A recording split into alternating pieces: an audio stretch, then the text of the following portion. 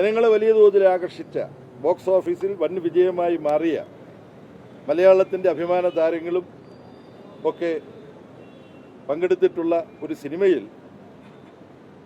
ഗുജറാത്തിൽ നടന്ന അതിഹീനമായ വർഗീയ തേർവാഴ്ചയെക്കുറിച്ചും കൂട്ടക്കുരുതിയെക്കുറിച്ചുമെല്ലാം ഒരു കഥാപാത്രത്തിൻ്റെ ഒരു സംഭാഷണം ഉണ്ടെന്നാണ് നമുക്കെല്ലാം മനസ്സിലായത്. അതിൻ്റെ പേരിൽ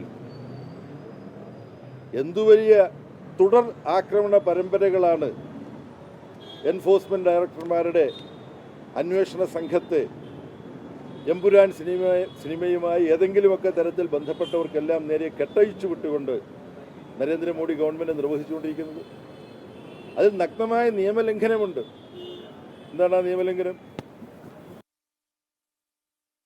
കുത്തി നിറച്ചിട്ടുള്ള സെൻസർ ബോർഡ് അനുമതി കൊടുത്ത സിനിമയാണ് പ്രദർശിപ്പിച്ചത്. അല്ലാതെ ഒളിച്ചു കിടത്തിയിട്ട് തിയേറ്ററിൽ ഈ സിനിമ കൊണ്ടുവന്ന് കാണിക്കുകയായിരുന്നില്ല.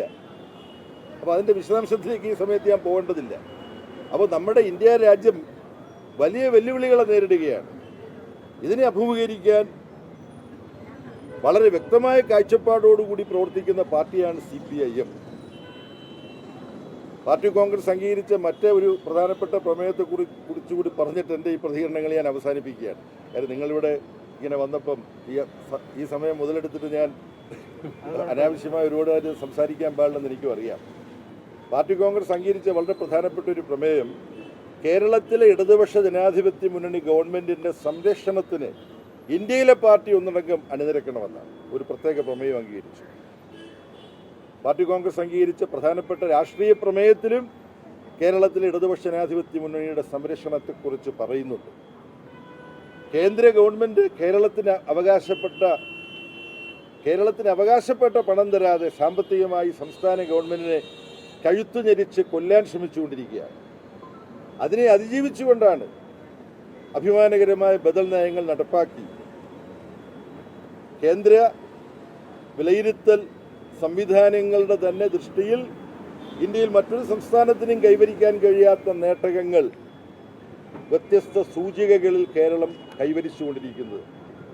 ആ ഗവൺമെൻറ്റിൻ്റെ ഒരു തുടർഭരണം അടുത്ത വർഷം നടക്കാൻ പോകുന്ന കേരളത്തിലെ നിയമസഭാ തെരഞ്ഞെടുപ്പിൽ നമുക്ക് കൈവരിക്കാൻ കഴിയണം. കേരളത്തിലെ ജനങ്ങൾക്ക് അതിൽ നമുക്ക് നമ്മുടെ മുഴുവൻ ശക്തിയും കേന്ദ്രീകരിക്കാൻ സാധിക്കണം.